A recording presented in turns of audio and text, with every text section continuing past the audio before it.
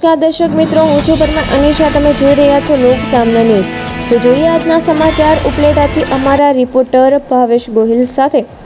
ઉપલેટામાં શહેરમાં હાલમાં ભૂગર્ભ ગટરની કામગીરી ચાલતી હોવાને કારણે વિવિધ મુખ્ય માર્ગો અને રસ્તા વચ્ચે ખોદાણ કરવામાં આવ્યું હતું.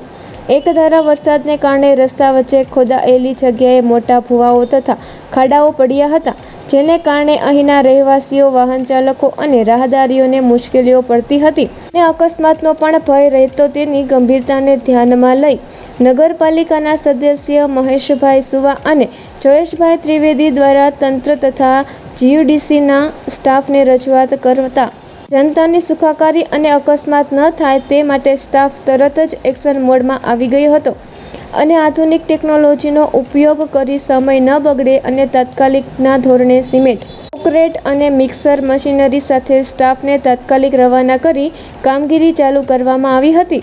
ત્યારે નગરપાલિકાના સદસ્ય વિક્રમસિંહ સોલંકી, ચેતનભાઈ કાલરિયા, મયુરભાઈ વાઘેલા, રાજુભાઈ કારાવડિયા, ઉપલેટા શહેર યુવા ભાજપના મૌનિક વ્યાસ, બિલ્ડર આશિષભાઈ સોલંકી, ઉપપ્રમુખ યોગેશ ગોરસિયા સહિતના ઉપસ્થિત રહ્યા હતા.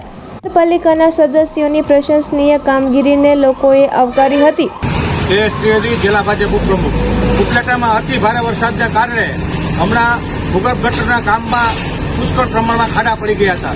ત્યારે વોર્ડ નંબર 3માં અમારા જાગૃત સદસ્ય, યુવા સદસ્ય મહેશભાઈ સુવાને ખ્યાલ આવતા તાત્કાલિક યુદ્ધના ધોરણે જલારામ ડેરી સામેના ખાંચામાં તાત્કાલિક મશીન બોલાવી અને જે ખાડા પડી ગયા હતા તેમાં સિમેન્ટ કોન્ક્રીટ કરી આપેલ છે.